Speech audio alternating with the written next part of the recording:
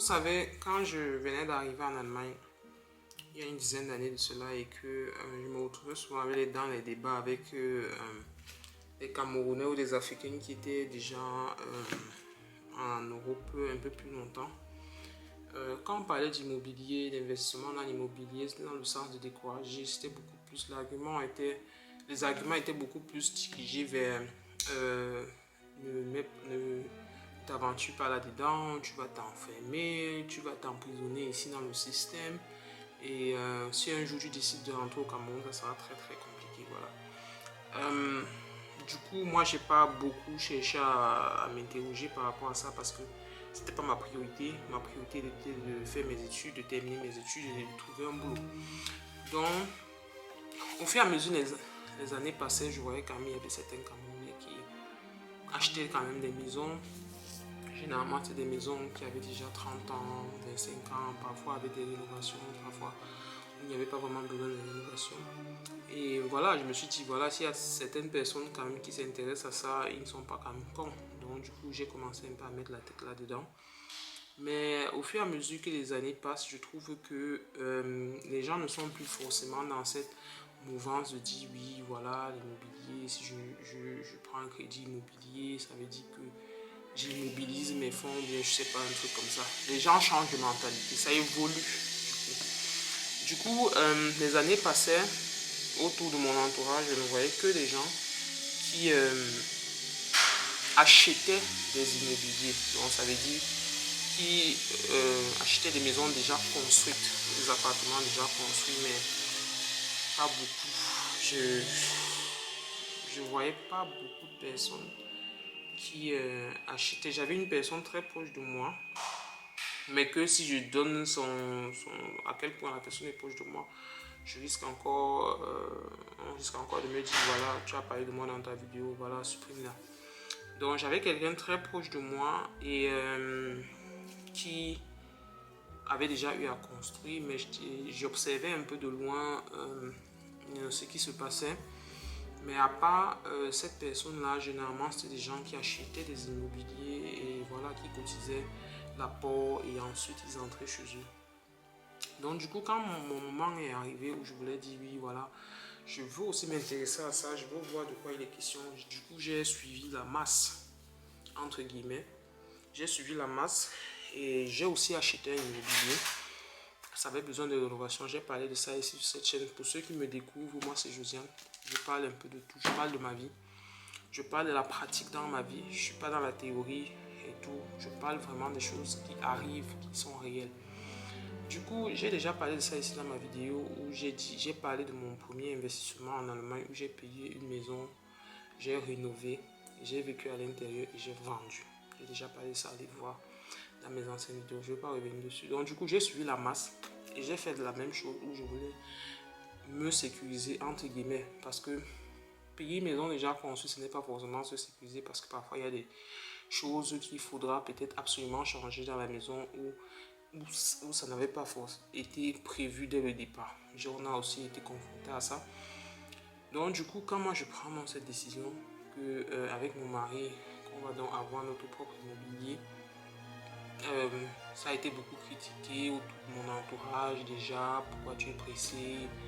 Voilà, il y a le temps. Bon, moi je suis d'abord un peu de nature un peu têtu. Je fais généralement ce qui est dans ma tête. Je prends tes conseils, mais je ne fais pas forcément les choses telles que tu m'as dit. À 100%, je prends tes conseils et j'essaie d'utiliser ça dans le sens, dans la direction la direction où je vais arriver.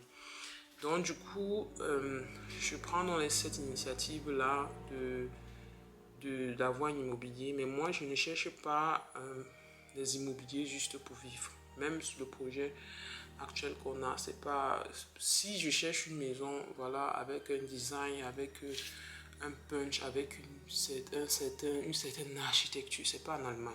L'Allemagne est un pays, vous voyez, je sais, j'ai pas à vous expliquer, les maisons se ressemblent. J'ai l'impression que les gens vivent dans les mêmes maisons.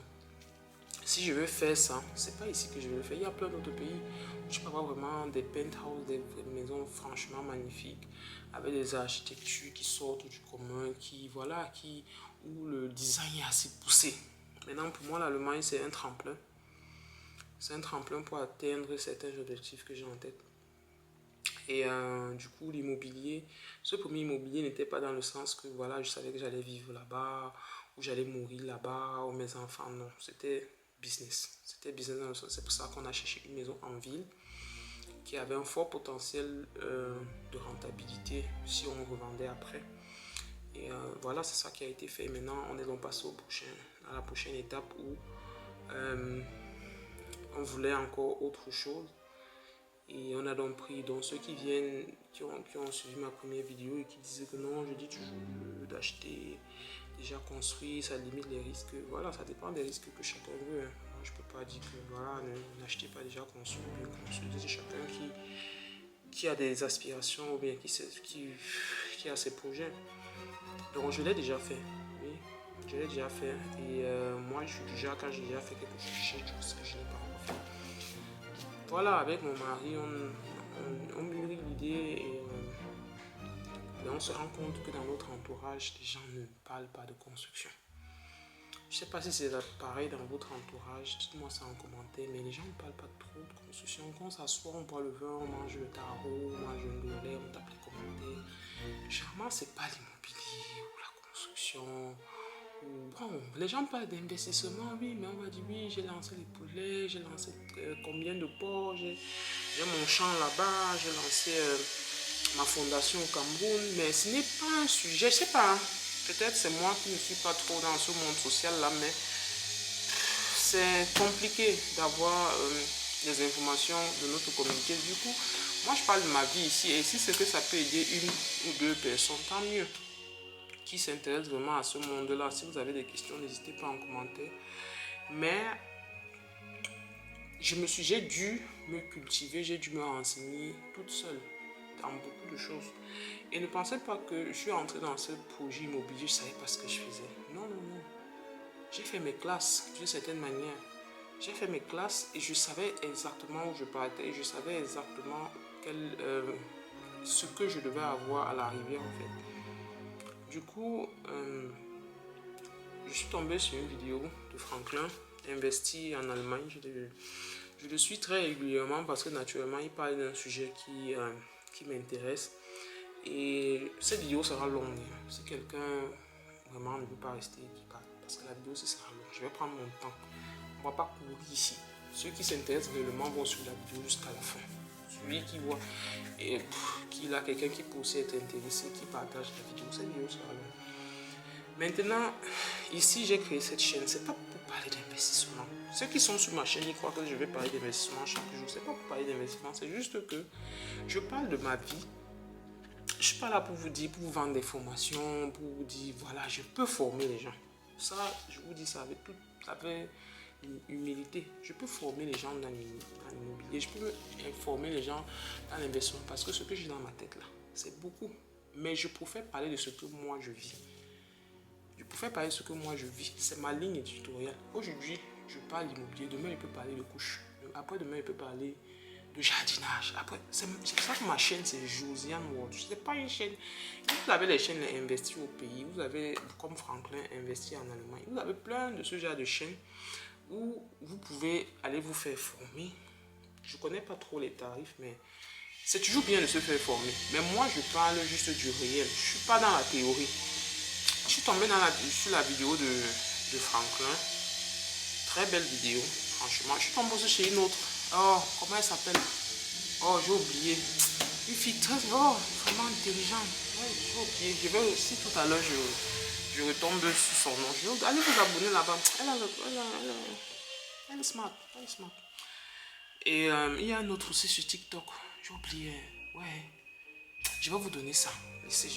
Quand je vais mettre pause sur la vidéo, si je vais vous donner les noms. Ce sont des gens quand même assez intéressants. Maintenant, ici, je vais d'abord prendre la vidéo de Franklin. Moi, je ne connais pas comme les autres font souvent. Ils mettent la tête à côté, ils mettent l'autre en bas là.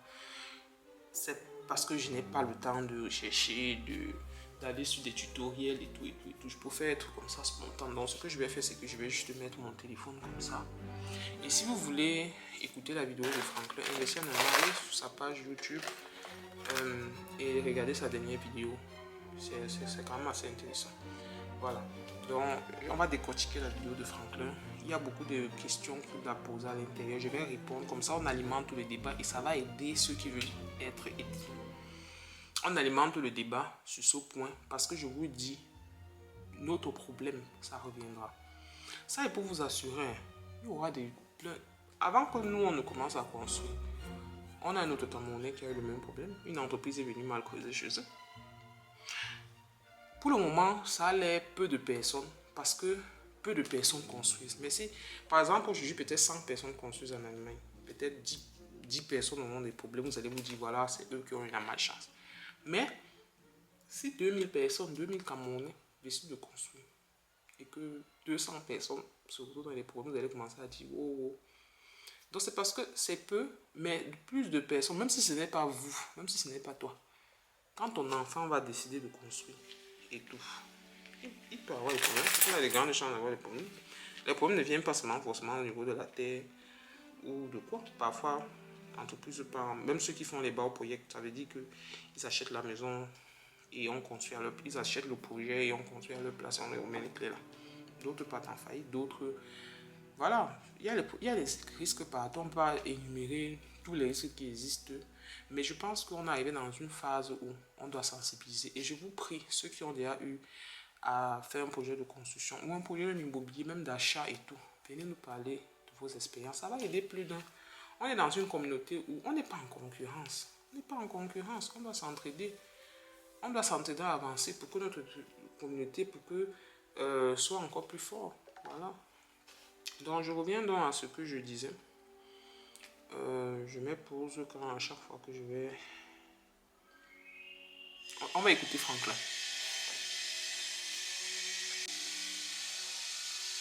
Je ne sais pas si tu es au courant, mais il y a une de nos sœurs de la communauté qui a fait une vidéo virale, à mon sens, et aussi en même temps qui montre clairement qu'elle est en détresse, notamment elle a lancé un chantier de construction en Allemagne et puis elle se retrouve maintenant dans la merde parce que il y a lors des travaux, n'est-ce pas, du terrain, notamment la viabilisation du terrain pour pouvoir construire sa maison de rêve, pour y vivre avec sa famille, on se rend compte que l'eau provient du sol. Donc elle aurait acheté un terrain dans un endroit marécageux en Allemagne et aujourd'hui la mairie a demandé de stopper les travaux de façon immédiate d'après elle.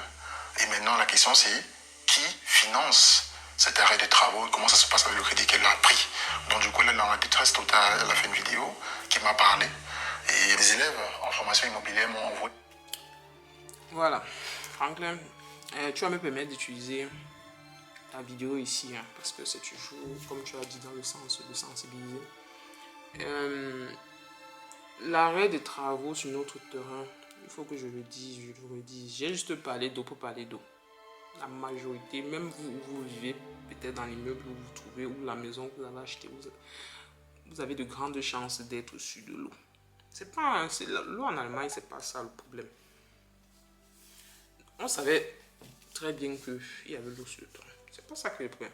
Peut-être pas à cette quantité-là, mais on savait très bien où le problème. Et la raison pour laquelle la mairie a arrêté nos travaux, ça n'avait rien à voir avec l'eau qui était sur le terrain. Pourquoi les travaux ont été arrêtés? Parce que l'entreprise qu'on a pris a creusé le terrain, oui, mais a mal creusé dans le sens où la pente était trop raide et sur une longue distance, sur une longue hauteur. Et du coup, ça mettait les gens en danger, ça mettait la population en danger. Donc du coup, personne ne pouvait travailler sur ce terrain parce que s'il y a éboulement, les gens vont mourir. Et si les gens meurent, ça devient encore tout un autre problème. Voilà, donc c'était ça. Maintenant, on part au prochain point.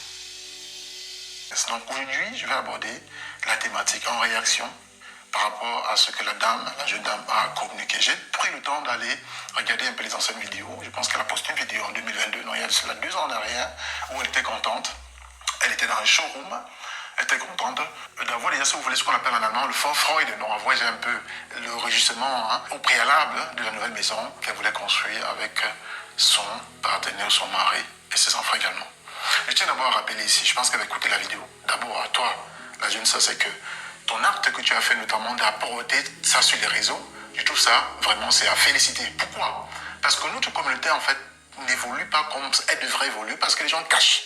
Et je dis bien ceci, quand vous avez un succès ou un échec, ça va rapporter un plus. La preuve, je ne pense pas que si elle n'avait pas fait cette vidéo, j'aurais peut-être fait celle-ci. Et je suis sûr de moi, vous allez tirer beaucoup d'informations et beaucoup d'aide.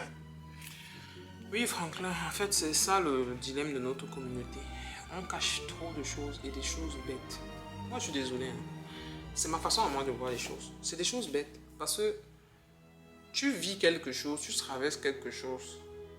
Qu'est-ce que tu perdrais à sensibiliser ou à conseiller quelqu'un pour que la personne n'entre pas, surtout quelqu'un de ta communauté, pour que la personne n'entre pas dans le même problème. J'ai plutôt l'impression que parfois quand quelqu'un vit quelque chose, il veut même plutôt que les autres vivent la même chose pour dire que voilà, vous voyez, je ne suis pas le seul. Non. Vous pouvez faire...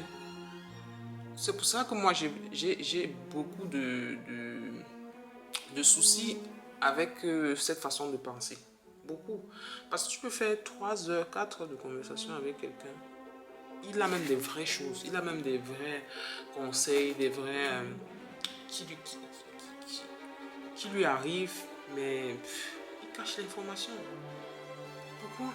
Même, je ne dis pas de venir forcément sur les réseaux sociaux. Hein. C'est pas tout le monde qui aime les réseaux sociaux. Mais même seulement dans votre Freundkreis, ça ne vous enlève rien. Même si vous allez dire que non, les gens vont dire que... C'est aussi ça, bon, parfois, vous n'allez pas empêcher que les gens vont faire le Congo ça. Moi, par exemple, je sais très bien que les gens vont faire le Congo ça. Il y a mes ennemis de la vraie vie qui vont se réjouir. Mais ça empêche... C'est quoi? C'est quoi le souci? Il y a mes amis qui viendront, ils vont avoir de la compassion. Ça va alimenter beaucoup de dimanche tarot. Je sais. Mais, malgré ça, il y a des gens qui ont ce projet, que ça va quand même, ça va pas faire en sorte qu'on n'aurait pas de problème, mais ça va diminuer quand même les problèmes, ou la potentialité d'avoir certains problèmes. Donc, Franklin, ça c'est un combat qu'on ne peut pas mener. Les gens vont tout cacher, les gens sont sournois. Tu ne sais même pas pourquoi. Parfois les gens cachent même des trucs. Parfois tu restes, tu crois que la vie de quelqu'un est trop intéressante parce qu'il ne parle pas, alors que c'est qu'il n'a rien à dire, il n'y a rien dans sa vie. Donc parce qu'on est tellement habitué à cacher les choses. Mais bon, moi je vais tout partager. C'est moi qui ai choisi comme ça. On continue avec Franklin. Ça veut dire qu'on ne vient pas directement faire la fondation comme vous connaissez au pays. Le terrain est un peu incliné. Alors il faut donc rattraper le sol en creusant un peu pour rattraper le sol sur la route principale. Alors pour faire ces travaux de rattrapement du sol là si vous voulez, il faut donc creuser à une certaine profondeur et puis maintenant commencer maintenant avec la fondation et puis monter les murs et ainsi de suite et terminer le bâtiment. Et maintenant en creusant, il se peut que l'entreprise en réalité qui a été mise en charge de cela aurait creusé peut-être plus profond qu'il n'en faut. Parce que la dame dit, elle dit en fait que l'entreprise aurait mal creusé, d'accord? Mais tout est-il qu'il y a de l'eau qui vient du sol. Et puis, ça inonde le chantier. Et la ville, notamment la ville, vous vend le terrain, du moins, même si c'est un tiers, même si le terrain appartenait à un privé, il a forcément acheté, soit hérité de ses parents, soit acheté dans la ville, a son mot à dire, puisque c'est la ville qui régit dans le Gemeinde ou le Stadt, qui régit dans les constructions dans sa localité. Alors dans ce cas de figure, il y a dans l'eau qui vient du sol et c'est clair qu'on ne peut pas continuer à construire si la raison de cette eau-là n'est pas élaborée. Il pourrait... Voilà. Vous avez suivi. En fait, dans notre cas, moi je ne sais pas comment ça se passe ailleurs. Peut-être Franklin a d'autres expériences par rapport à ça qui viendra nous expliquer. Franklin, tu peux utiliser ma vidéo si tu as d'autres choses aussi à expliquer à la communauté.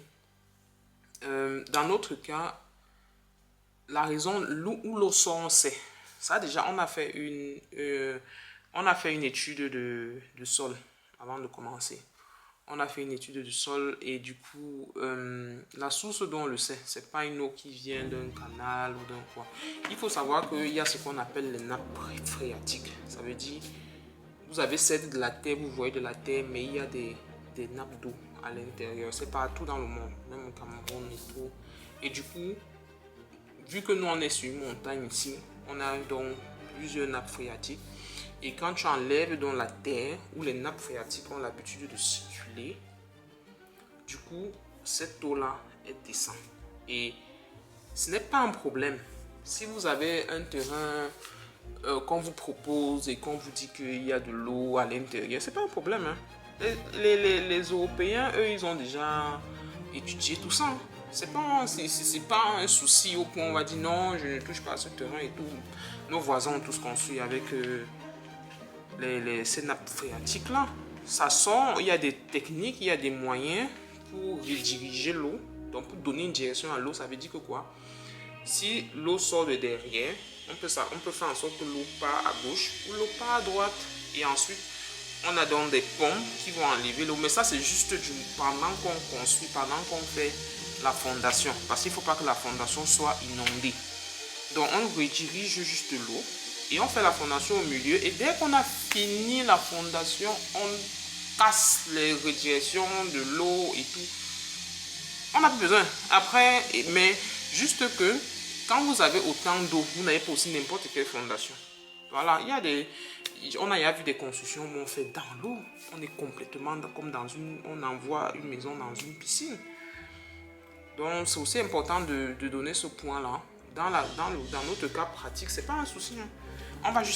On doit juste adapter la fondation et la construction qui est directement touchée par l'eau. On appelle ça BU, je crois. Hein. C'est BU, c'est BU. Il y a un terme, mais il y a au-dessus. Il y a un terme. On appelle ça par BU Keller. Ça veut dire qu'on peut prendre notre construction dans notre maison. On jette dans la mer. Aucune d'eau n'entre. Aucune goutte d'eau n'entre, autant pour moi. On prend notre construction, on jette comme ça dans la mer. Non, on adapte juste. C'est un peu plus cher, mais bon, c'est pas aussi trop cher. Voilà, c'est ça. Continuons. Donc voilà le problème au fond. Maintenant, ce problème en résulte des choses parce que quand vous voulez construire une maison, quand vous construisez une maison par exemple en Allemagne, il y a beaucoup d'étapes. Il y a d'abord l'étape de financement. Vous prenez un financement à la banque. Et le financement n'est pas versé directement parce que le financement est échelonné selon les différentes phases. Vous avez la phase par exemple de viabilisation du terrain. On vous donne un certain package, un certain montant d'argent qu'on vous verse. Et à partir du moment où la banque vous verse cet argent-là, vous payez les intérêts dessus. Peut-être pas encore le remboursement du client en lui-même, le TILU, vous payez les intérêts dessus. Donc, je vais maintenant vous montrer de façon grosso modo les différentes étapes d'abord de construction d'une maison en Allemagne, en gros. Et puis on va aller sur le cas spécifique de la jeune dame, les conséquences et surtout aussi où elle a fauté, où elle aurait fauté. Parce que je ne connais pas tous les éléments, où elle aurait fauté pour que vous puissiez vous en inspirer. Et si vous êtes en train de construire maintenant, vous puissiez tenir compte des différents points là également. Alors, c'est parti. Qu'est-ce qui s'est passé? J'ai structuré cette vidéo en différentes étapes. Donc, j'ai structuré ici en 4 étapes. Notamment, on a l'étape d'abord sur le problème en question que j'ai posé en début de vidéo. Et ensuite, on a la conséquence et après, on a donc les différentes solutions. La dame est un peu extrapolée en disant peut-être qu'elle peut peut-être fuir. C'est clair que quand vous êtes dans cette situation, beaucoup de choses vous passent par la tête. Hein. Vous voulez peut-être fuir, quitter le continent européen. Je pense que ce n'est pas forcément la bonne approche ou la bonne idée à suivre dans ce cas de figure. Mais on va voir de fond en comble. Je ne peux pas la juger parce qu'il y a beaucoup de choses qu'il faudrait tenir en compte. Alors, commençons clairement par la conséquence d'abord. Donc, je vous ai dit par exemple, la conséquence d'abord, c'est que vous avez pris un crédit à la banque. Prenons un exemple, vous voulez construire votre maison, 600 000 euros, coût estimé le total des travaux, 600 000 euros. Et on a donc divisé les 600 000 euros en plusieurs phases. Première chose, phase de construction, phase de traitement du sol, 100 000 euros par exemple. D'accord? Alors, ces 100 000 euros vous ont été versés, vous avez pris une entreprise pour s'occuper de cela. Alors, de façon générale en Allemagne, quand vous êtes une personne, vous avez acheté un terrain, vous voulez construire une maison, on vous appelle Bauherr. Ça, c'est le nom de ce jargon. Donc, vous êtes Bauherr. Un Bauherr, c'est celui-là qui a la responsabilité de tout ce qui se passe sur le terrain. Il est le propriétaire du terrain. Ça veut dire qu'il va payer, par exemple, ce qu'on appelle le Erschließungskosten. Le Erschließungskosten, c'est quoi? C'est qu'on va avoir un terrain, par exemple, il faudrait qu'il soit viabilisé au canal public. Alors, je parle ici des eaux fraîches, par exemple, d'eau fraîche qui vient. Vous devez payer les frais pour qu'on puisse se connecter au réseau de la ville. Il y a le Abwasser, dont les eaux souillées, notamment qui viennent des toilettes, ainsi de suite, qui vont être donc dirigées vers le canal principal de la ville et pour être donc aller se déverser vers les clés en lac où on va donc recycler de l'eau là, cette eau usée là. Vous avez par exemple le courant internet, ainsi de suite, qui doit être également branché et internet qui doit être donc lié. Ça passe toujours vers le sol, au sous-sol en Allemagne en général. Vous votre maison d'être connectée au canal principal. Et ces différentes connexions là, ce Eschlisson là, c'est comme ça que les Allemands appellent ça. Ils parlent de Eschlisson. Dans cette connexion là, c'est vous qui payez parce que vous êtes horaire. Je vais faire une autre vidéo par exemple sur les différents heures. Voilà. Oui. Et dans ce cas, quand tu viens d'acheter, là Franklin il a raison, quand tu viens d'acheter un terrain, il y a ces coûts de Eschlisson là qui sont souvent très négligés. Mais ça peut être des coûts en fonction de où vous vivez qui peuvent aller à plus de 50 000 euros. Oui. Vous faites votre projet, vous ne pensez pas à ça, bref, vous n'avez pas l'expérience là-dedans. Ce que nous on a fait, quand on cherchait le terrain, c'est qu'on a cherché un terrain qui est voll erschlossen. On appelle le terme, c'est voll erschlossen. Moi, je vous conseille, si vous cherchez un terrain qui peut être voll erschlossen, parce que j'ai connu un cas, bon, ça c'était après, où j'ai appris qu'il y a un couple, là c'était un couple d'Allemands, ils ont complètement abandonné leur projet de construction parce que ce Eschlisson Kosten était trop haut et ça rendait leur construction pas rentable du tout en fait. Donc du coup, ce que nous on a fait, c'est que on a cherché un terrain qui était déjà Eschlisson. Ça veut dire il y a de l'eau qui passe devant l'autre terrain et il y a aussi les eaux usées de la maison qui peuvent directement aller dans le canal. Mais ça ne veut pas dire que vous n'avez pas d'autres coûts. Vous avez les coûts quand même pour prendre cette eau qui passe dans la route, pour prendre ces canaux qui passent en route, pour amener dans votre terrain. Et maintenant, ça dépend maintenant de la distance que votre maison a par rapport à la route. Si votre maison, par exemple, est à 3 mètres de la route, naturellement, c'est un peu moins. Mais si vous avez un grand terrain et que la maison est au fond, il faut savoir que chaque mètre qu'il va falloir traverser jusqu'à atteindre la route, donc de votre maison jusqu'à atteindre la route, ça a des coûts, que ce soit pour l'électricité, l'eau, les eaux usées qui s'en vont qui s'en va dans le canal de la ville, ça a des coûts. Donc nous, Eschlossen veut dire juste que ça passe devant la route qui est devant ta maison a déjà les chartes. Les chartes, c'est un peu comme des fûts à l'intérieur du sol. Il faut ça dans ton terrain. Du coup, on va juste tirer. Voilà. On continue. À éviter, ça va peut-être apparaître en quelques jours sur les erreurs à éviter quand on prend ce soir de construire une maison en Allemagne.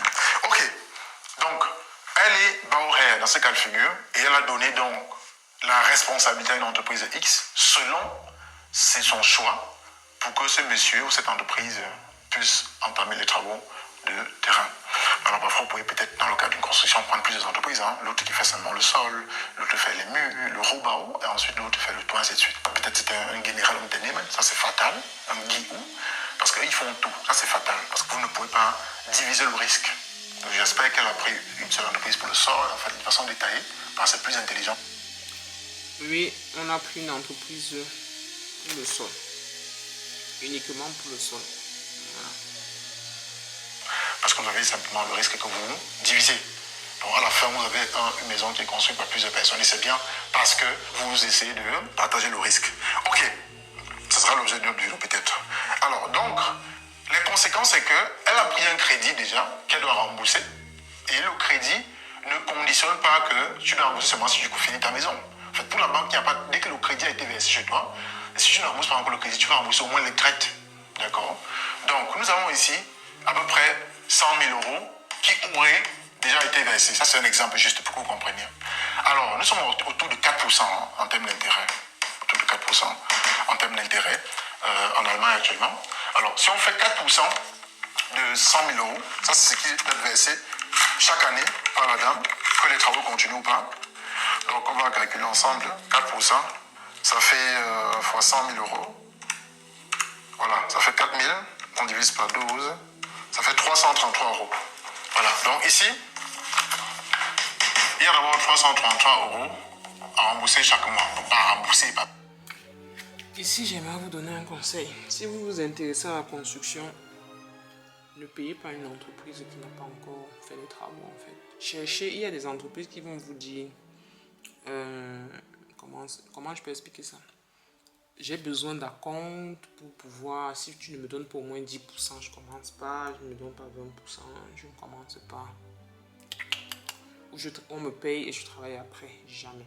On n'est pas obligé, la loi même n'accepte pas ça. C'est juste que parce que les gens ne sont pas au courant et ils savent que les gens ne sont pas au courant. Tu dois payer après travail. Cherchez des entreprises où on paye après le travail. Moi, je peux vous donner ce conseil-là. Sauf pour ceux qui font les bas au projet. Donc, du coup, tu es obligé de payer tout l'argent avant, parce que c'est comme si tu payais une maison déjà finie. Mais si tu décides de construire, il y a des entreprises, mais ce sont des géants. Ils ne sont pas forcément moins chers, mais ce sont des géants. Si dès qu'une entreprise te dit non, tu dois me donner 20% avant, 50% avant, c'est des petits. Ils doivent encore prendre cet argent parfois pour aller louer le matériel et tout. Cherchez des géants. Parce que aussi les géants, oui, c'est pas comme deuxième point, les géants, c'est pas à cause de 50 000 euros qui te doivent ou 70 000 euros qui vont fermer leur entreprise. Alors qu'un petit, pour 50 000, il ferme l'entreprise, il ouvre au nom de son cousin, au nom de sa femme, au nom de son fils. Voilà. Il prend les aubaines s'il n'a pas 50 000 euros à te donner parce qu'il a gâté, il a fait causer des problèmes. Voilà. Nous, on a déjà eu, oui, à payer certaines sommes, mais pas à l'entreprise qui a mal creusé en fait. Parce que s'il était question qu'il travaille, il finit de travailler. Et nous, on paye après le travail. Donc, si vous voulez construire, même si vous voulez confier tous les travaux à une entreprise, pardon, laissez parfois certains gars au quartier qui vont dire que non, celui-là construit bien et tout, il va te demander l'argent chaque 10% du travail, après 20%, non. Cherchez des géants et vous avez un contrat qui dit que bon, qui stipule que dès que je te livre telle chose, tu me donnes tel pourcentage. Dès que je te livre telle chose, tu me donnes tel pourcentage et non ceux qui viennent qui te disent que tu vas me donner l'argent avant. Parce que mieux vaut on part au tribunal et c'est moi qui ai ton argent dans mon compte. Au lieu qu'on parte au tribunal et c'est toi qui as mon argent. Voilà.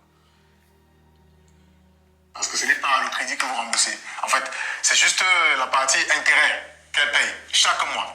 Je n'ai pas calculé le Tilgum parce qu'en réalité, quand vous construisez en Allemagne, il n'est pas intelligent le Tilgum déjà parce qu'on a ne consommez pas encore le bien en question. Si vous avez commis l'erreur de prendre avec le Tilgum directement, ça peut être problématique parce que vous avez une grosse charge par mois. Donc il est donc mieux de pousser même d'un an pour que quand vous êtes déjà dans la maison, vous n'avez plus votre loyer actuel, vous remboursez donc un petit montant. Parce qu'au moins sur la charge financière mensuelle, elle est assez réduite. J'espère qu'elle va procéder ainsi. J'espère. Alors, oui, vous avez quand même l'argent que vous remboursez, vous avez la pression, votre rendez-vous d'aménagement ne sera plus acquis parce que les choses prennent beaucoup de temps en Allemagne, surtout quand il y a un cas de conflit comme ça. Alors, elle a dit dans la vidéo elle est en justice avec l'entreprise. Alors, en termes de responsabilité, allons-y un peu là-dessus. Quand vous achetez un terrain, puisque vous n'êtes pas expert en termes de sol, d'accord, vous ne pouvez pas être expert, vous n'avez pas fait ça au pays, ainsi de suite. Peut-être comme moi, étudiant, ou peut-être regroupement familial, ou alors peut-être comme travail, ainsi de suite, en Allemagne, vous n'avez pas cette expertise-là. Même si vous avez, en Allemagne, c'est différent. Vous ne connaissez pas le sol allemand, ainsi de suite, ou le sol de la localité, là, vous ne savez pas. Alors, il faut donc faire appel, ça coûte cher, c'est vrai, mais il faut qu'on s'habitue aussi à payer pour des services. Donc, il y a ce qu'on appelle le Bodengutachten.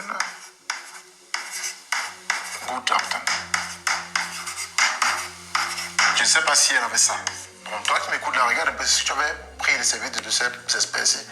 Bodengutachten. Et aussi ce qu'on appelle le Bodenvermessung, mais ça c'est autre chose. Dans le cas spécifique de cette dame, elle aurait dû faire recours à un Bodengutachten.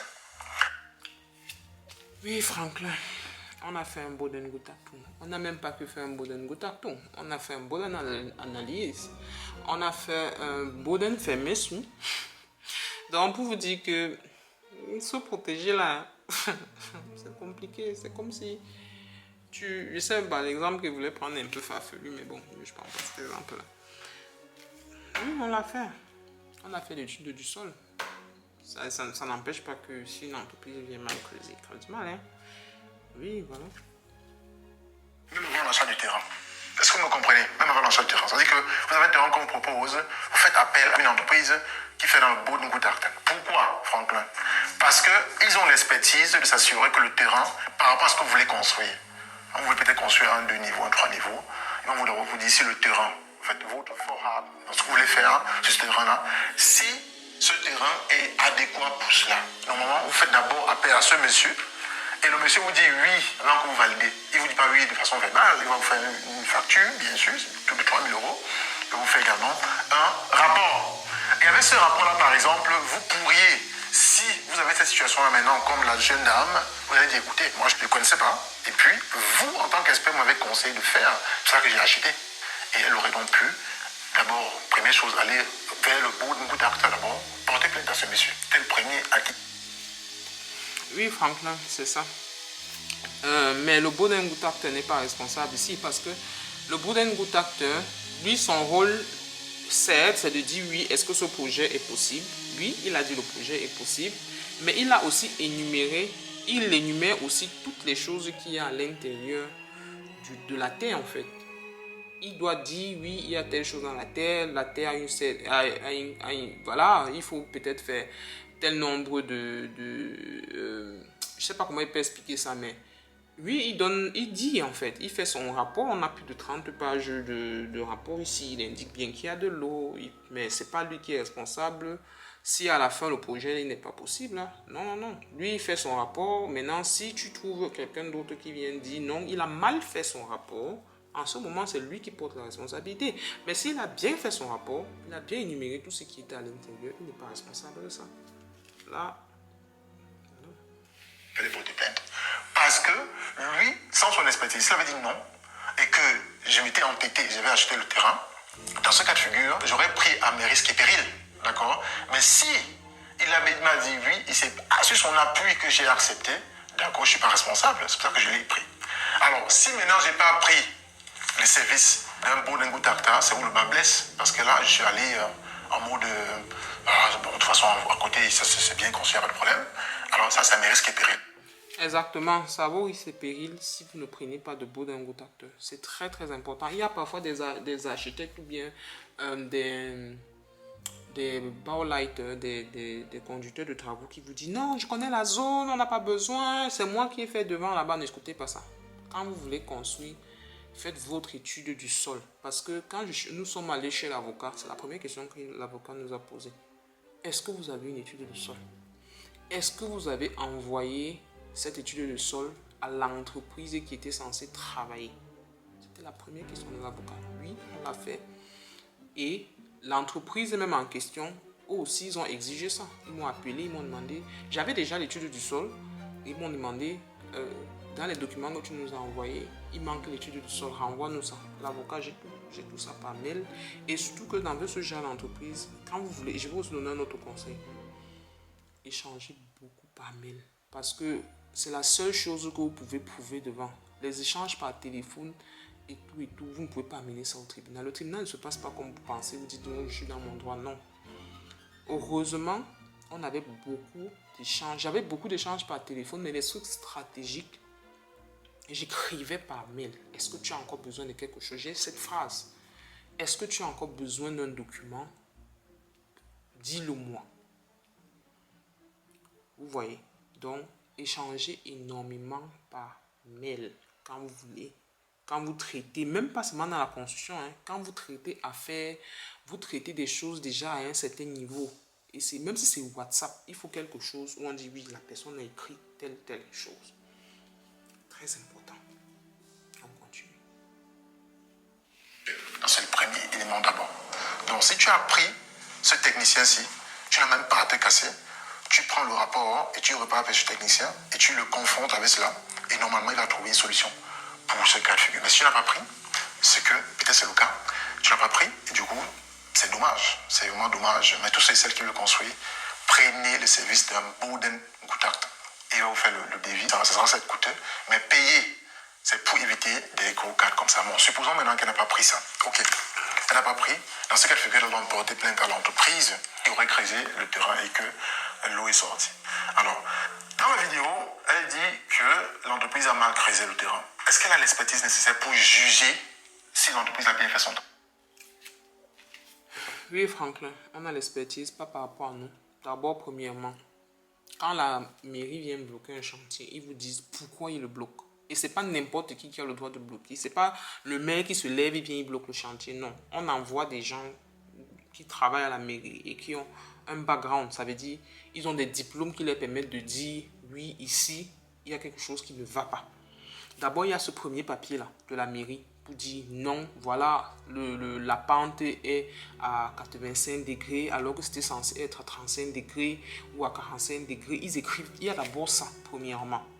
Parce que si la mairie bloque un chantier abusivement et que après, moi en tant que bauherr, je dis, parce que le terme bauherr dans le sens, c'est comme un investisseur dans la construction. C'est ce que ça veut dire en fait.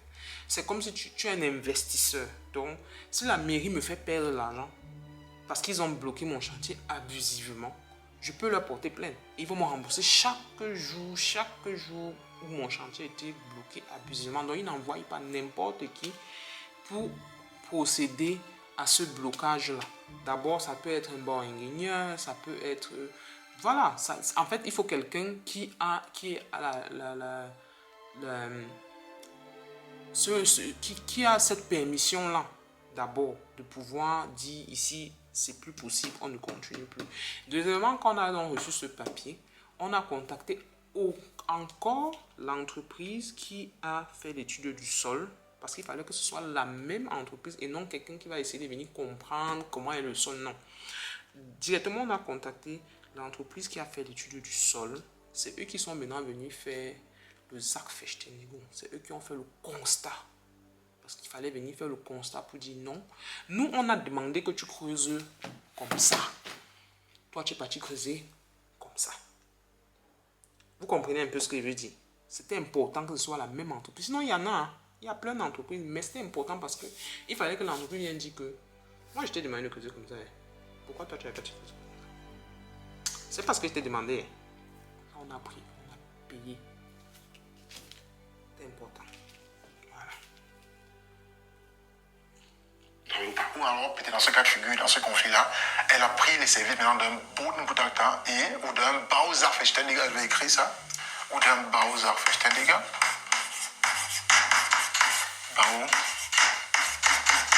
Bausach. Notez les amis, ça va vous aider. Verständiger. Ou elle a pris peut-être les services de ce monsieur-ci, parce qu'eux, on les prend seulement quand la construction a commencé. Donc, le Bausachverständiger, peut-être après le service de ce monsieur, après ce problème-là, et lui l'a confirmé, parce qu'il faut qu'un expert confirme que, en fait, l'entreprise est fautive. Et on va au tribunal, pourquoi? Quand la partie d'en face dit que non, ce n'est pas de sa faute. C'est pour ça qu'il y a un conflit. Parce que si vous m'accusez de quelque chose et que je reconnais ma faute, on n'a pas besoin d'aller sur le tribunal. On trouve comment on peut s'arranger à l'amiable, ou je vous dédommage et ainsi de suite. D'accord? Parce que l'entreprise qui est venue faire, vous avez acheté le terrain. Donc l'entreprise ne pouvait pas connaître. Voilà, ici je dois encore vous expliquer quelque chose. L'entreprise qui a travaillé ici, ils savent qu'ils ont raté. Ils savent. Même entre nous ici au quartier, on a parlé de ça. Ils savent. Mais ils ne peuvent pas dire qu'ils savent qu'ils ont raté. Pourquoi? Parce que ils préfèrent aller au tribunal. Parce que s'ils disaient que directement que lui, c'est nous qui avons raté, c'est nous qui avons été fautifs, je peux venir, je leur dis oui, voilà, remboursez-moi. Je peux donner même la somme que je veux, avec les préjudices, les maux de tête et tout et tout et tout. Mais vu que c'est une entreprise, ils ne sont pas là pour perdre de l'argent ou bien pour partager l'argent, pour mettre l'argent dehors, non. Ils vont d'abord dire que non, nous on ne connaît rien, hein, nous on a fait ce qu'on devait faire. Hein. Là, il y avait même l'eau même sur le terrain là, il y avait l'eau, il y avait trop d'eau, pardon. En fait, c'est comme ça terre à terre, c'est comme ça que ça se passe. N'attendez jamais que vous êtes en conflit avec une entreprise et l'entreprise vient te dire que oui, je sais, tu amènes l'entreprise, tu appelles les avocats, tu appelles tout, ils te disent oui, je sais que c'est moi qui ai raté. Sauf si il sait qu'un arrangement à l'amiable, il peut mieux s'en sortir que si au tribunal. Mais s'il se rend compte qu'au tribunal, j'ai plus de chances de m'en sortir, peut-être parce qu'eux, ils n'ont pas trop de preuves. Je peux peut-être m'en sortir. Il s'agira de quand même aller au tribunal parce que c'est ça le business, c'est ça le game. Vous comprenez? Donc, l'entreprise en question, et il y a aussi un truc que vous avez aussi le droit de demander à une entreprise. On appelle ça le Versicherungsnummer. Les entreprises doivent avoir un faillite. Pas doivent, mais les grandes entreprises ont une assurance au cas où ils font mal leur boulot et ils n'ont pas assez d'argent dans les caisses pour rattraper les choses. Mais le problème, c'est que s'ils viennent dire que c'est nous, on est conscient et tout, l'assurance ne paye pas. L'assurance ne paye absolument pas. Pour que leur assurance paye les dégâts qu'ils ont causés, il faut aller au tribunal. Il faut que c'est le tribunal qui donne la décision. Oui, vous avez causé, vous êtes responsable. Du coup, c'est pour ça que beaucoup d'entreprises, pas n'importe lesquelles, c'est pas toutes les entreprises qui ont ce numéro d'assurance. Dans notre cas, ils ont ce numéro d'assurance, mais beaucoup n'ont pas. La majorité même n'ont pas, parce que ce sont des assurances chères. Il faudrait aussi que tu aies aussi des grosses entrées, une grosse masse salariale, de gros risques que tu peux avoir. Du coup, ces entreprises, ce sont des assurances chères qui s'élèvent parfois à 4-5 000 euros par mois. Oui, pour une entreprise. Donc, du coup, dans notre cas, on a la chance que cette entreprise-là, ils ont ce numéro-là. Donc, si on arrive au tribunal et que le tribunal nous déclare gagnant, s'ils n'ont pas assez d'argent dans leur caisse pour nous rembourser, c'est l'assurance qui nous rembourse. Bon, après, on va monter l'assurance, mais ça ne peut pas pour le problème. C'est l'assurance qui nous rembourse. Voilà. Ça, c'était le point sur... On continue. Et ce n'est pas son expertise de pouvoir aller au sous-sol et s'assurer que le sous-sol est bon ou pas bon. Son travail, c'est de creuser. Donc, il sera seulement question au niveau du tribunal pour cette entreprise-là de prouver qu'en fait, elle n'est pas responsable et qu'en fait, elle aurait bien fait son travail. C'est tout ce que l'entreprise en face a à faire. Si l'entreprise prouve cela, alors vous qui avez porté plainte à l'entreprise, vous payez le procès et vous payez tout ce qui est frais au cours du procès. Donc, c'est plus compliqué, les amis, que ce que vous avez vu dans la vidéo. Je n'ai également à clarifier cela. Maintenant, supposons qu'elle a raison et qu'elle aurait pris ce Bauhaus Anfechtedinger, alors l'entreprise en question, mais non, quelle est la forme juridique de cette entreprise-là? C'est ça aussi le problème, les amis. Je veux dire, en Allemagne, en fait, il faut absolument être réveillé. On ne peut pas se permettre ici d'ignorer les choses. On ne peut pas, parce que c'est fatal. D'accord? Alors, maintenant, supposons maintenant que la dame aurait raison et que l'entreprise est fautive, effectivement. Donc l'entreprise a payé les frais d'avocat, ainsi de suite, et peut-être va pouvoir dédommager la dame à la hauteur du chad, donc à la hauteur du dommage causé. Ça peut être par exemple de rembler le terrain, ainsi de suite. Parce que s'il y a une source d'eau, ce n'est pas la faute de l'entreprise, c'est le terrain lui-même qui est comme ça. D'accord. Maintenant, si elle a acheté à la ville, ça peut être une issue. Parce qu'elle a acheté à la ville peut dire ok, il n'y a pas de souci, on vous a vendu un terrain, vous-même on ne savait pas, on va vous proposer peut-être un autre terrain alternatif. Ça, c'est si c'est à la ville. Mais si c'est une personne privée, il ne peut pas savoir. Donc, vous aurez perdu ce terrain comme ça. Et puis, vous pourriez voir, selon si peut-être la ville est intéressée à peut-être faire autre chose là-bas, elle pourra vous acheter cela.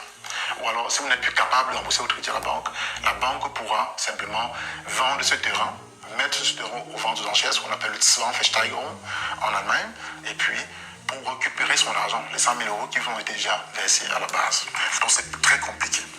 Alors, je vais un peu expliquer ça. Maintenant, il y a la question de la dépression, donc elle a parlé dans la vidéo. Donc, je ne vais pas aborder ça sur le plan humain maintenant. Écoute, c'est vrai qu'il y a des problèmes, hein. Ça c'est un gros problème, surtout quand il s'agit des finances et ainsi de suite. Mais je pense que le plus important d'abord, dans ce cas de figure, le plus important, c'est d'abord d'être en santé. D'accord? Il faut voir comment relativiser. Une possibilité, par exemple, serait, si c'est le problème financier, serait aller vers la banque et peut-être discuter clairement vers la banque. Ne faites pas comme en Afrique, ou comme la plupart des personnes en Afrique, vous avez un problème, même si en Europe, un locataire, ils ont un problème, ils fuient plutôt le bailleur. Ils fuient plutôt celui qui les a donné le crédit. Non, ce n'est pas la bonne approche. Soyez francs, parce que peut-être quelque chose qui n'est pas peut-être grave, comme vous le pensez, et puis on résout son problème. Donc, allez vers la banque, prenez rendez-vous vous-même, allez vers la banque, vous vous asseyez, vous échangez, vous posez le problème. C'est humain. Les banquiers sont des êtres humains comme vous. Et puis, pour trouver des solutions, par exemple, ça peut être, par exemple, de retarder vos paiements, ou alors peut-être de le réduire peut-être en deux. C'est un début pour solution. Au moins, ça fait ce que vous avez avoir la tête posée pour réfléchir à la situation correcte. Parce que le problème de la dame actuellement n'est pas forcément l'eau qui sort du terrain. C'est toute la problématique autour des finances. Pour la suite des travaux, c'est beaucoup plus ça qui l'occupe en fait l'esprit. Donc c'est... Ici, Franklin, tu as raison en partie. Tu as raison d'une certaine manière. Parce que quand vous avez ce genre de situation, oui, il faut aller vers la banque. Il faut aussi aller vers la banque. pensais pas qu'on est parlé sur la banque. C'était même la première personne avec qui on est parti. Mais les choses ne fonctionnent pas toujours comme on pense. Je veux dire, comme dans la théorie. Tu pars vers la banque, mais la banque peut dire, ça dépend. Ils ont pris le temps, ils ont étudié la situation, qu'est-ce qu'on fait. Je les ai bien expliqué que voilà, il faut telle somme à peu près pour que le projet arrive à son terme, que le projet soit à succès. Mais la banque pose te dit non. La banque te dit non.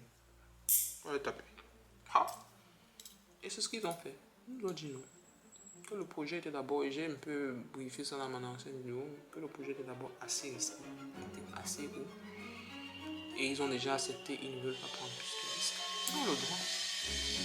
Et ils ont les avocats, ils ont tous les moyens, ils ont les assurances pour essayer de rattraper l'argent qu'ils ont déjà perdu. Maintenant, la question qu'ils vont se poser, est-ce qu'on est prêt à perdre plus d'argent? Ou est-ce qu'on arrête? Et eux, ils ont décidé qu'allez vous débrouiller. C'est pas notre problème. On nous a conseillé, oui, c'est pas normal, prenez un avocat. Pour mettre encore plus. Vous connaissez les avocats que les banques là. Il y a quoi? Tu prends toi-même ton propre contrat, tu lis. Parce que parfois les contrats là ont même, je sais pas moi, 1000 pages. Tu lis, tu ne vois aucun endroit où la banque te dit que si ton projet se donne des ils doivent encore te rajouter de l'argent. Pourquoi au lieu de tu vas maintenant encore prendre, tu vas être en procès ici avec celui qui a mal causé, être encore en procès avec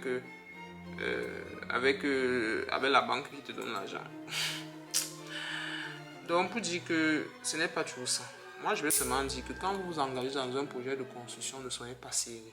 Ne soyez pas serré financièrement. Il faut avoir quelque chose de côté.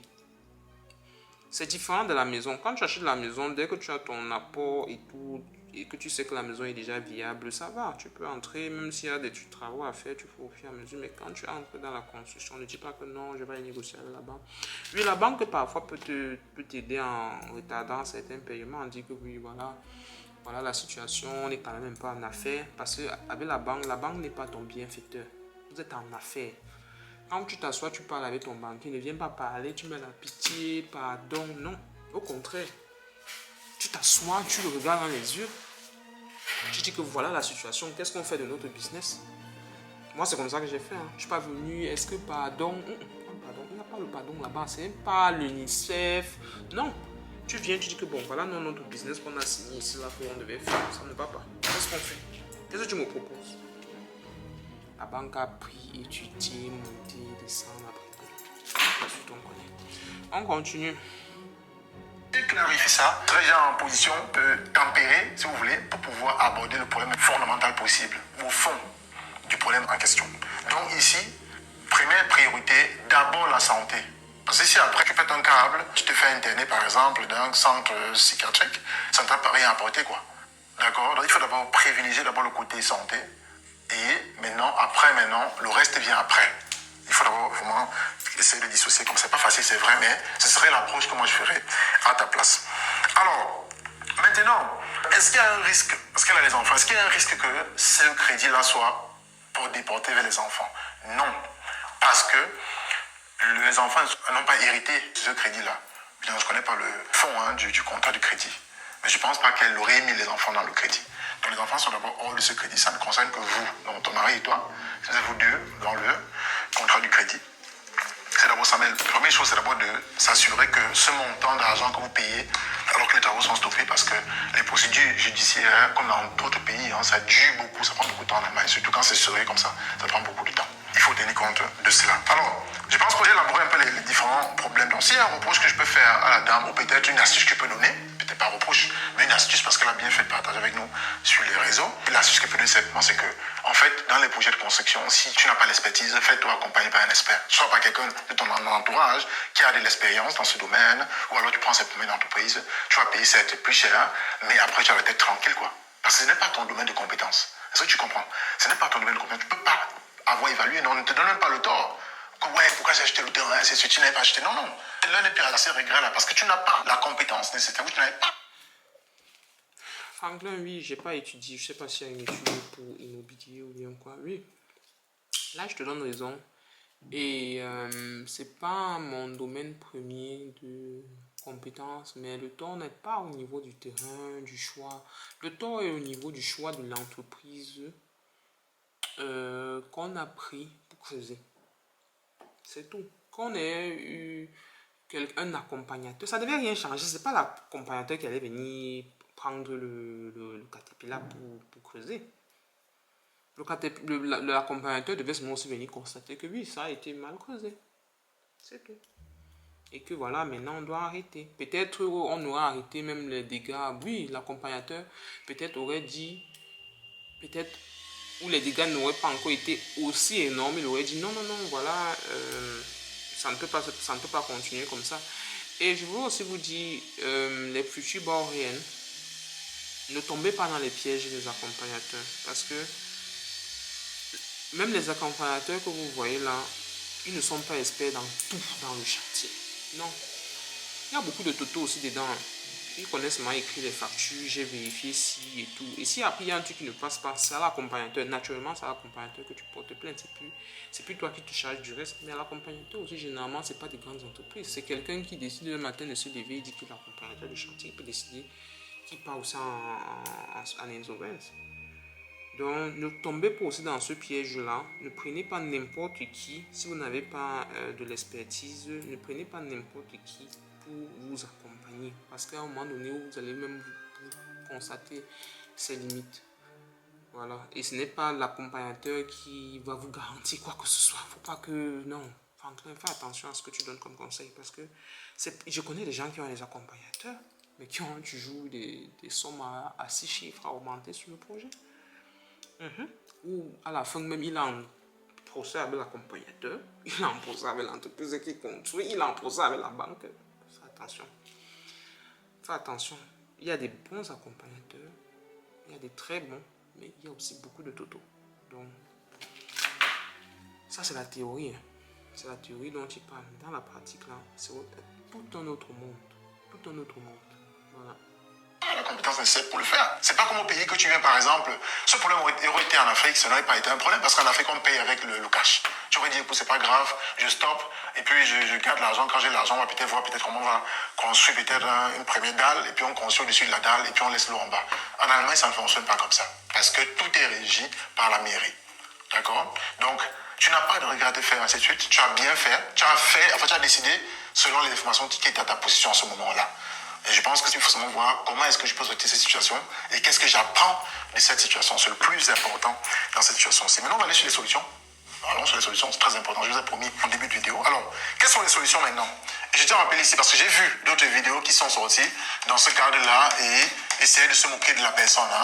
Dit par exemple, ok, elle va retourner en Afrique, elle en Allemagne, elle va retourner en Afrique, ainsi de suite. Alors qu'en Afrique, on souffre, ainsi de suite. Non, non. Écoutez les amis, ce problème peut arriver à tout le monde. La vie, c'est comme ça, il y a des hauts et des bas. Ce problème peut arriver à tout le monde. C'est pour ça qu'on ne se bouge pas. On essaie ensemble de réfléchir sur la solution. Et la chance que vous avez, c'est que quand vous abordez un problème sur les réseaux, vous abordez beaucoup de cerveau, par exemple, et ça peut vous décanter la situation que vous n'aurez peut-être pas pensé dans votre situation. Donc c'est très important d'avoir fait ce pas-là. C'est pas que je salue cela. Et il n'y a pas de moquerie à faire à qui que ce soit. Le plus important ici, on s'éduque ensemble, on apprend ensemble et on évolue ensemble. Très important. Alors, comme piste de solution, je pense que tu as entamé le tribunal. C'est déjà une possibilité. Et je suppose qu'avant d'aller au tribunal, tu as essayé d'échanger avec l'entreprise. Et l'entreprise, bien évidemment, a dit qu'elle n'est pas responsable, bien évidemment. Et puis tu as estimé que non, les droits étaient foulés. Tu as allé vers le tribunal. Aussi très très important, avant d'aller au tribunal avec une entreprise, il faut toujours d'abord aller vers l'entreprise et de faire une demande de, je sais pas comment on dit ça en français, de beseitigen le Schaden. Donc ils doivent arranger la situation. Et lui dit que voilà ce qu'il faut pour arranger la situation. Je veux que vous arrangez la situation. Et recevoir la réponse de l'entreprise qui dit que je n'arrange pas. S'ils ne répondent pas, vous reprivez, avant d'engager quoi que ce soit, vous réécrivez encore une deuxième fois que je vous donne jusqu'à telle date pour me répondre si vous arrangez cette situation ou pas. Généralement, on laisse 2 semaines. Je vous donne jusqu'à telle date pour voir si vous arrangez cette situation ou pas. C'est important. Et si, passé cette date, je n'ai pas de réponse de votre part, je considère que vous avez décidé de ne pas arranger la situation. Ce message est très important et par écrit. Par écrit. Parce qu'on ne fait pas tout, j'ai enregistré sa voix. Par écrit. Que ce soit WhatsApp, ça quelqu'un, c'est valable. Que ce soit par mail avec l'email adresse de l'entreprise en question, c'est valable. Ne venez pas vous dire que non, tu avais gâté tel jour. Non, il faut d'abord que l'entreprise a le droit. L'État donne. Parce que si vous partez au tribunal et que vous n'avez pas donné sa possibilité à l'entreprise de venir arranger, l'entreprise va dire que mais nous on attendait seulement venir arranger. Eux, ils ont décidé de faire leurs choses. La justice ne fonctionne pas comme parfois, comme on croit. Voilà. Donc ici. Maintenant, quand on arrive au tribunal, il y a des coûts que ça engendre, notamment en avocat, les frais de tribunal, ainsi de suite. Parce que c'est vous qui estimez que votre droit a été bafoué, que vous qui portez plainte. Non, quand tu portes plainte, c'est toi qui payes d'abord les frais. Parce que tu gagnes le procès, que ça se rembourse non pas ta partie. Et j'espère que dans ce cas de tu avais déjà ce qu'on appelle le Rechtsschutzversicherung, donc l'assurance à la juridiction. Au moins ça tu avais. Si tu n'avais pas ça, ça sera encore plus grave parce que tu seras obligé de financer toi-même. Or, si tu avais cette assurance-là, l'assurance se prend directement ce cas-là. Je partage toujours ici sur ma chaîne qu'il faut y aller. J'ai partagé une vidéo récemment, je disais, voilà les types d'assurances que je vous conseille. Les amis, prenez les assurances. J'ai un autre cas, par exemple, d'une dame, par exemple, qui est dans un conflit professionnel et elle voulait savoir si elle peut prendre l'assurance juridique directement. Franklin, tu as déjà construit. Je me demande seulement, c'est une question. Tu as déjà construit. Parce que ce que je vais expliquer là maintenant, prenez même d'abord un café. Vous devez me payer pour l'information que je vais donner là maintenant. Parce que c'est une information que tu as ça quand c'est déjà gâté. Quand c'est gâté, vous allez me payer. Réfléchissez à vous-même à la somme que vous allez me donner. Parce que c'est une information que tu as quand c'est pourri. Quand ça a brûlé jusqu'à. Le Rechtsschutzversicherung, l'assurance en cas de litige, il faut aller au tribunal et tout ça. Si, oui, il y a l'option dedans où tu dis en cas de chantier ou quoi. Mais ce n'est pas pour les investisseurs. Aucun. Il y a plutôt une autre assurance qu'on appelle le Bauherrenversicherung. Donc, ça veut dire que ça te couvre au cas où tu peux te retrouver dans ce genre de problème. Mais ce n'est pas le Rechtsschutzversicherung. Nous, on a pris non. Même le Rechtsschutz, non. Avec option problème de chantier. On a la première personne même qu'on a appelée, c'était eux. Ils ont dit oui. Mais ce n'est pas ce que tu as engagé nous expliquer là. Ce n'est pas ça. Vous connaissez toujours les gens avec les petits astérisques. Non? On paye. J'ai même pris même le premium. Je crois que c'était presque 30 € par mois. Je paye même toujours même les feignants. Je ne sais même pas quoi ils me servent. Oui, j'ai pris. En croyant que non, voilà, parce que tu lis les Rechtschutz, tu pars dans les trucs. Alors qu'il y a l'astérisque, ce n'est pas. Je vais vous dire, hein, quand tu construis, ou quand tu achètes une maison, tu n'es plus considéré comme un consommateur normal, tu es un investisseur. Vous avez déjà vu quelqu'un être assuré s'il commande par exemple une marchandise qui arrive gâtée, qui arrive, ça ne respecte pas les normes, il y a une assurance qui va le rembourser. Non, ça n'existe pas. Parce que tu es un investisseur. Et quand tu veux parler déjà d'immobilier, pense déjà en investisseur. Ne regarde plus que vous, tu es consommateur, l'État va venir t'aider. L'État ne t'aide pas, au contraire même, c'est eux qui sont même en train de nous mettre la pression. C'est pas leur problème. Tu as dit que tu veux construire, tu as l'argent, non. Tu peux investir, non. Tu vas gérer ça. Ne fatigue pas les gens.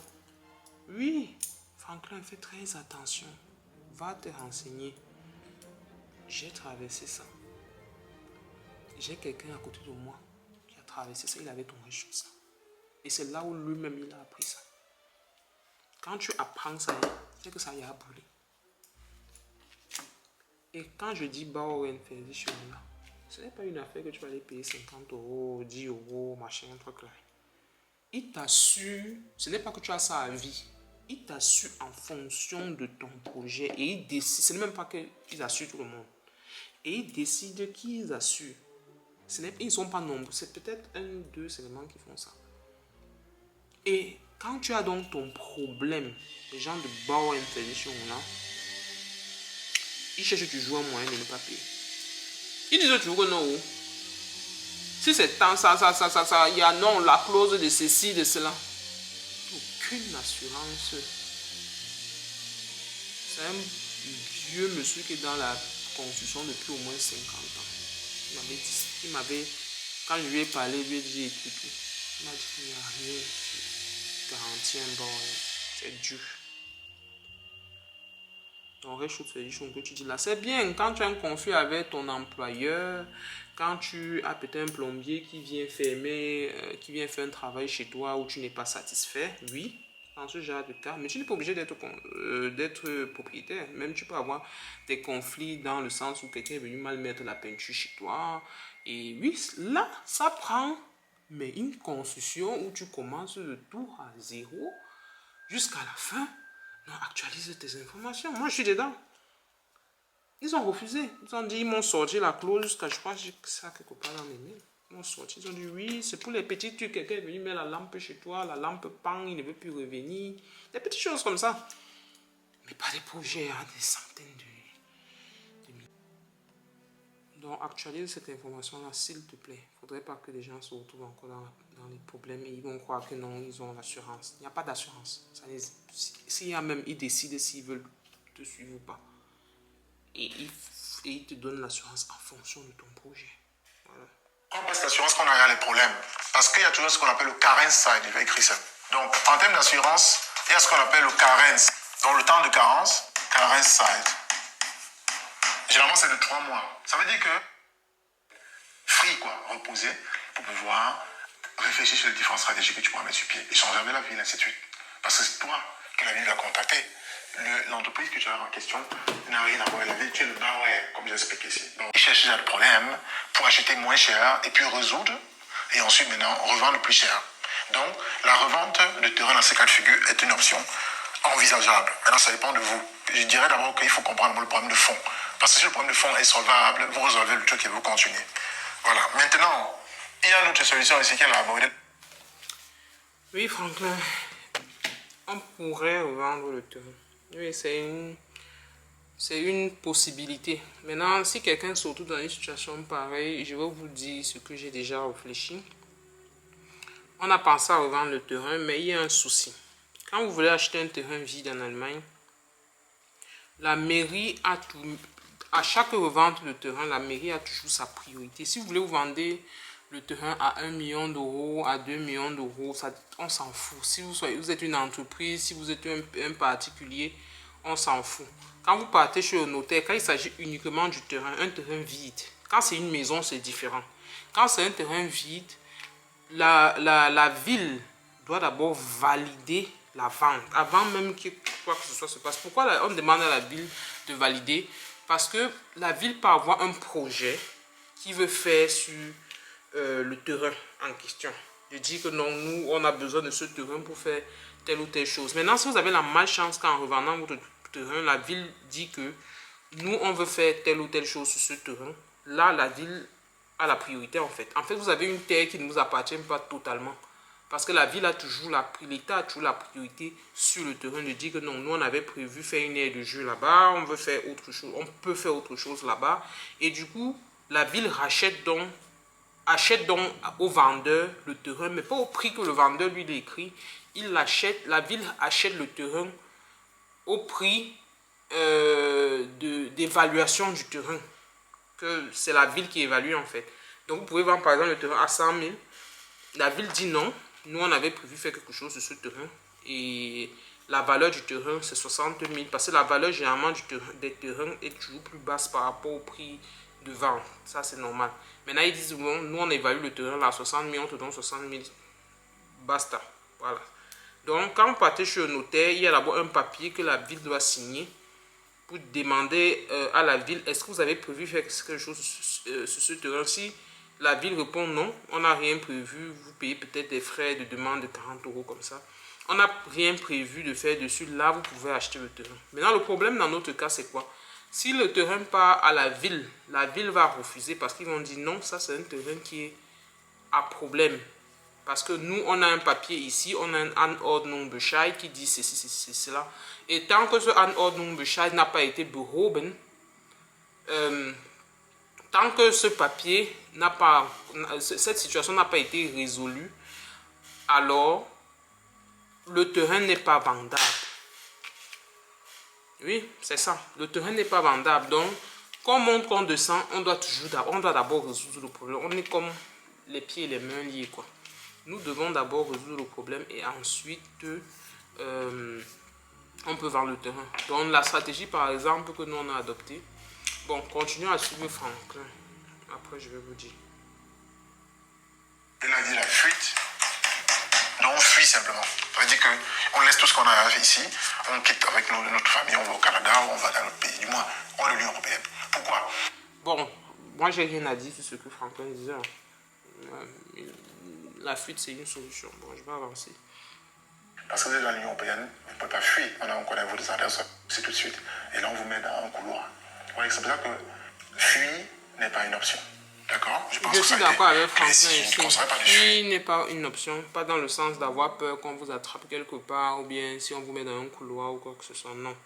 Fuir n'est pas une option parce que ce n'est pas une bonne, c'est pas une bonne philosophie de vie. À chaque fois que les choses vont être difficiles, vous n'allez pas fuir. Et quand je dis difficile, il y a difficulté, hein, parce qu'il y a le haut niveau de la difficulté. Même si vous arrivez au haut niveau, à ce haut niveau de difficulté, ne pensez pas d'abord à fuir. C'est une option, ça reste toujours une option, mais ce n'est pas une solution. Pas parce que vous aurez avoir peur qu'on va vous arrêter quelque part, non. Mais parce que si vous fuyez à chaque fois qu'il y aura, la prochaine fois qu'il y aura quelque chose de difficile, vous aurez ce réflexe-là de fuir et vous n'allez jamais obtenir quoi que ce soit dans votre vie, quoi. On continue avec Franklin. Il faut accepter la responsabilité, accepter son erreur, hein, et puis trouver la solution. Maintenant, si vous voulez fuir, vous fuyez ou vous partez dans les bonnes conditions. Parce qu'on ne sait jamais, vous pouvez revenir encore dans l'espace Schengen plus tard. L'autre possibilité, par exemple, il y a ce qu'on appelle le insolvence. Alors, insolvence, par exemple, c'est simplement déclarer faillite. On peut déclarer faillite en Allemagne dans deux cas. Dans le cas, par exemple, en tant que personne privée et aussi en tant qu'entreprise. Ça a l'avantage et ça a les inconvénients. En tant que privé, par exemple, en tant qu'entreprise, je vais laisser de côté, mais c'est une vidéo en tant que privé. Alors, quand vous déclarez comme faillite, donc private insolvence, ça veut dire que vous dites clairement que vous avez pris des décisions financières qui vous ont dépassé et vous n'êtes plus capable de tenir vos engagements. Dans ce cas de figure, par exemple, c'est possible qu'on annule le crédit, mais attention, vous entrez dans ce qu'on appelle le Schuldner Register ou Insolvenz Register. Donc, on met vos données dans ce qu'on appelle le Insolvenz. Peut-être que ce pourquoi vous vouliez faire sera peut-être plus possible, mais autre chose sera peut-être possible. Donc, il faut réfléchir dans ce sens-là. D'accord? C'est clair que ça fait mal, mais après avoir que vous avez un terrain, donc l'eau, il sort. Parce que ce n'est pas encore exclu que vous ne pouvez pas construire là-bas. Peut-être que ce pourquoi vous vouliez faire sera peut-être plus possible, mais autre chose sera peut-être possible. Donc il faut réfléchir en ce sens-là. D'accord? Non, Franklin, ce qu'on veut construire, il n'y a aucun problème. Ce qu'on veut faire, notre projet, ça n'a rien sur le business, sur le plan de la maison, quoi que ce soit. Ça n'a aucune influence dessus. Il suffit juste de régler, de faire ce mur de soutenement là. Et c'est tout. L'eau, de toute façon, qu'ils aient bien conçu ou pas, il y aurait toujours eu l'eau. Bon, parce que l'information n'est pas bien passée, je pense. C'est pour ça que tu insistes un peu plus sur l'eau. Mais sinon, c'est juste faire ce mur de soutenement pour protéger les gens qui travaillent en dessous, qu'il n'y ait pas éboulement de terrain. Mais sinon, le projet en lui-même n'a pas bougé. Bon, c'est clair que ça fait mal, mais après avoir accepté la douleur et aller plutôt au mode de solution, je suis sûr qu'on peut trouver une solution. On est quand même en Allemagne, donc il faut pas éviter cela. Alors, elle a donc mentionné un élément très important. Dans l'entrée en politique, moi je pense au pays ne va pas aider dans la situation, à moins qu'elle a d'autres projets derrière la politique, je n'en sais rien. Elle a dit un élément très important. Quand j'ai parlé de politique, c'était du sarcasme, c'était de l'humour. quelque part du genre, j'ai un projet politique. Il ne faut pas qu'on commence à mettre le sur moi. Je fais la politique, mais pas sur les réseaux sociaux. Et je dis encore merci pour cet élément. Elle a parlé d'aide des parents. Aide des parents. Les amis, la vidéo est peut-être longue, je suis d'accord, mais regardez cette vidéo jusqu'à la fin, ça va vous aider, je vous assure. Aide des parents sur le plan financier.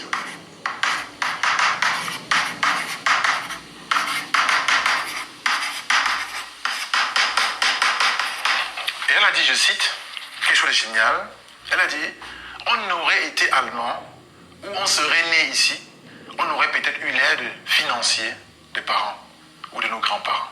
Ça, c'est quelque chose qui est très important. C'est une phrase qui a sonné fort dans mon esprit. Et je vais vous dire pourquoi ça a sonné fort dans mon esprit. En réalité, c'est vrai. Si elle était allemande, ou peut-être que ses parents étaient déjà ici et avaient déjà atteint un certain niveau financier, ils auront dit, écoute, t'inquiète, voilà un 30 000, voilà un 50 000, voilà un 60 000. D'ailleurs, beaucoup de personnes ici, quand ils vont en mariage, dans les familles allemandes ou de familles de la communauté, on donne parfois 30 000, parfois on les cadeau le terrain. Vous savez que quand on cadeau un terrain ici, par exemple, si je cadeau un terrain à mon fils parce qu'il va en mariage, il n'a pas besoin de payer les frais d'impôt sur l'acquisition dessus. Il ne paye pas les Grunderwerbsteuer. Même si c'est à mon beau. Là, voilà la partie qui m'a le plus plu dans la vidéo de Franklin, parce que c'est un éveil. C'est un gros éveil qu'il a mentionné là. Je pense même que cette vidéo, les blogueurs là, laissez un peu le Congo ça. Coupez la partie où il a parlé de ça. Pour ceux qui sont en Occident, c'est très très important. Parce que il y a beaucoup de choses que les gens ignorent. Et que il faut en parler ouvertement. Et je vais vous parler d'un projet qui m'est passé par la tête. Après avoir pris conscience de ce que Franklin parlait. Que mais il y a souvent des terrains qui sont là sans Bautzwang. Bautzwang, ça signifie que quand tu achètes le terrain, parce qu'il y a des terrains que quand tu achètes, la mairie t'exige de construire dans les 2 prochaines années, ou d'autres on te dit tu es obligé de construire dans les 5 prochaines années, où l'État récupère le terrain. Maintenant, il y a des terrains où il n'y a vraiment pas de restriction. Tu peux garder le terrain 10 ans, 20 ans, si tu veux, tu ne construis pas dessus, quoi. Et moi, j'avais pour projet pour mes enfants et mes petits-enfants, au lieu d'être dans les petites réunions où on met les 100 euros, 200 euros, 300 euros et tout, moi, j'aurais préféré trouver ce genre de terrain, demander un crédit pour ce terrain. Naturellement, il faut un certain apport, mais ce n'est pas énorme. Si tu prends un terrain, bon, c'est vrai que les terrains de 100 000 se font un peu plus rares actuellement, mais si tu prends un terrain par exemple de 200 000 euros et tu fais un financement sur 30 ans, 40 ans, ce qui fait que par mois, bon, c'est vrai que les impôts ne sont pas au plus bas pour le moment, mais ça doit toujours rester quand même trotté dans la tête au cas où les impôts baissent. Ça peut arriver que vous soyez dans les 300-400 euros le mois. Moi, je trouve que... Et il faut voir que le terrain, il prend en valeur. Même si ça prend en valeur de 10%, 15% ou quelque chose comme ça fait déjà un très gros héritage pour les enfants. Il y a des gens qui cotisent, par exemple, qui ont des comptes bloqués pour leurs enfants, Kindergeld, à qui utilisent le Kindergeld, ou bien qui font des épargnes pour les comptes des enfants. Quand c'est dans les comptes bancaires comme ça, l'argent ne prend pas en valeur. Ça prend pas en valeur, ça reste statique. Voilà, donc ça peut aussi être une solution. Donc, payer les terrains en Allemagne, c'est bien possible. Et c'est bien... c'est un peu rare. Il y a aussi des racistes. Quand il va voir peut-être... si c'est une famille qui vit là depuis des générations... Si vous voyez, il voit peut-être que vous êtes des étrangers, ça va être un peu compliqué. Mais il y a des marques là, parfois qui ont des terrains, qui ont acheté des terrains pour faire la spéculation avec. Vous pouvez les voir et vous rachetez leur terrain. Lui, il s'en fout, hein, que vous soyez de n'importe quelle nationalité, lui veut faire son argent. Vous achetez le terrain et vous gardez. Au lieu, par exemple, de cotiser, de faire un compte bloqué pour l'enfant ou de faire des petites tontines, moi je trouve que ça a plus du sens. Parce que demain, si l'enfant, lui, devient... Par exemple, il a sa vie et il peut utiliser ce terrain soit lui-même pour construire dessus ou soit il peut revendre. il peut revendre et en faire un très très gros bénéfice. Le bénéfice sera même beaucoup plus élevé que, je sais pas moi, les 15-20 000 euros que vous aurez cotisé pour lui en 20 ans et tout, quoi. Donc, ça c'est aussi une idée que je donne. Et, et pour d'autres personnes, pas forcément le terrain. Parce que bon, le terrain est un peu plus stable parce que chaque mois, chaque année, vous payez juste les impôts. Peut-être c'est 100 euros, 200 euros, si vous ne payez rien du tout. Maintenant, si vous avez un peu plus de moyens, pourquoi pas payer des appartements où il y a des locations, des locataires à l'intérieur. Mais ça demande un peu plus de input de vous parce que parfois il y a les locataires qui ne payent pas, il faut contrôler, il faut rénover. Alors que le terrain c'est stable, c'est là, même s'il y a la brousse dessus, une fois l'année vous venez tondre, vous venez un peu couper les feuilles qui vont peut-être déjà en route et c'est tout. Donc voilà, par exemple une idée que je vous donne. Voilà, maintenant on continue. Frère, il ne paye pas le goût restaurant. Donc, si le terrain coûte peut-être 150 000 euros, alors il épargne déjà 5% qu'il aurait payé à la ville en termes d'imposition. Il ne paye pas parce qu'il est mon beau-frère. Donc, c'est la famille de la ligne directe. La question maintenant que je vais poser à vous, de la communauté, c'est que qu'est-ce que vous faites actuellement pour que dans 10 ans, dans 20 ans, vos enfants qui auront certainement les problèmes, ou les enfants de vos enfants qui auront certainement ce problème, ne puissent pas répéter la même phrase? Qu'est-ce que vous faites? C'est parce qu'on vit quand même en Allemagne depuis peut-être 200 ans. Si on prend le cas de Donald Mangabé qui était là en 1885, ça fait quand même 200 ans déjà, les amis. Est-ce que vous comprenez ce que ça veut dire? Ça veut dire que s'il y a des choses à faire pour que dans 30 ans, 50 ans, cette phrase-là ne sorte plus. Parce que les gens naissent ici, mais ce n'est pas pour autant que les parents sont capables de lui donner 10 000 euros, 20 000 euros là, du mariage. Ils me disent en commentaire, mais Franklin, il y a l'assurance, ceci. Et Franklin, ils vont travailler leur propre argent. Non, ce n'est pas de ça qu'il s'agit. Il est question d'épauler. Il est question d'épauler, les amis, vos proches, vos descendants, pour qu'ils aient un peu plus de facilité que vous. Et pour que, de façon générale, ils puissent s'en sortir. Ils ont un peu des armes, parce que la vie est concurrentielle en Europe. Donc, c'est ce que je voulais un peu dire. Donc, si aujourd'hui, tu n'as que ton salaire, dans lequel tu vas travailler jusqu'à 65 ans, ou 67 ans, peut-être 70 ans, la retraite est toujours en train d'être allongée en Allemagne, et tes charges vont toujours évoluer, par exemple, alors, tu ne pourras pas te permettre de donner 10 000 euros, 20 000 euros, 30 000 euros à ton enfant ou à ta belle-fille. Ce n'est pas possible. La seule possibilité, c'est que tu puisses avoir assez d'argent pour que tu puisses, écoute, j'ai quand même assez, je vais quand même délaisser un 30 000, un 40 000. Et pour que ton proche ou ton grande majorité, parce qu'en cas de situation comme ça, elle est seulement responsable à la hauteur de son capital. Donc, c'est très important de comprendre ces éléments-là que je cite ici. Et pour mieux appréhender l'interne. Donc, c'est une entreprise à responsabilité limitée. Et c'est d'ailleurs pour ça que tous les rien faire, puisqu'elle n'a plus de moyens de votre construction. C'est pour ça justement que c'est très important à quel type d'entreprise vous donnez, quelle est la forme juridique de l'entreprise que la dame a engagée. Forme juridique, quelle forme juridique est-ce que l'entreprise a? Très important, est-ce que c'est une GmbH? Si c'est une GmbH, par exemple, ça veut dire qu'elle est responsable seulement à la hauteur de son capital interne, qui est de 25 000 euros en Allemagne. C'est ça que ça veut dire en GmbH. Ça veut dire que qu'importe la situation en justice, elle ne pourra que être responsable à la hauteur de son capital interne. Donc c'est une entreprise à responsabilité limitée. Et c'est d'ailleurs pour ça que toutes les entreprises choisissent cette forme juridique en grande majorité, parce qu'en cas de situation comme ça, elle est seulement responsable à la hauteur de son capital. Donc c'est très important de comprendre ces éléments-là que je cite ici.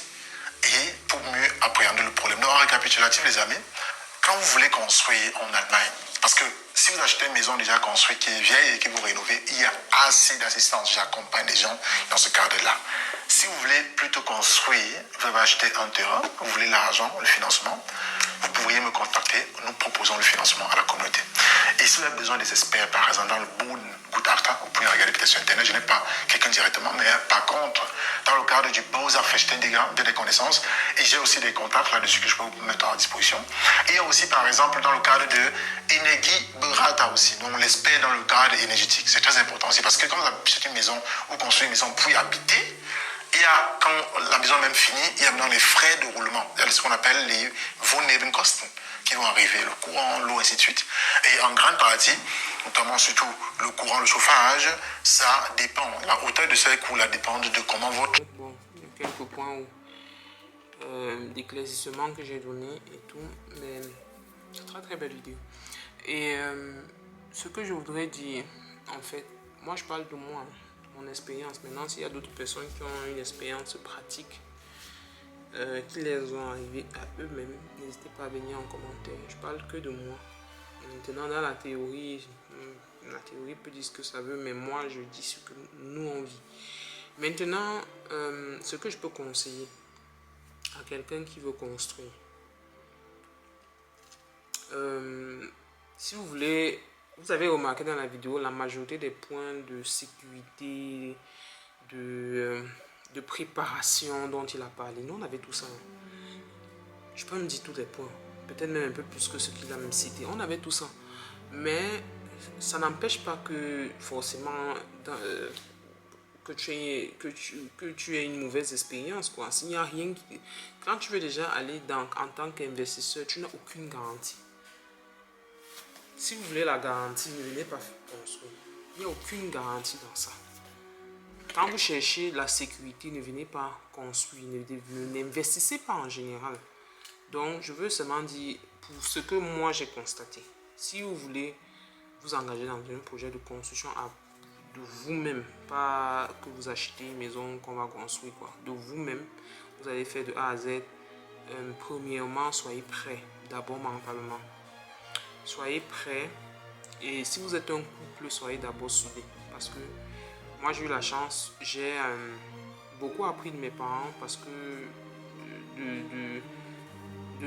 d'avoir de l'endurance, et j'ai aussi de la chance que je suis tombé sur un mari qui est très très endurant. Donc c'est quelqu'un qui n'abandonne pas vite, et c'est quelqu'un qui sait en fait se sacrifier.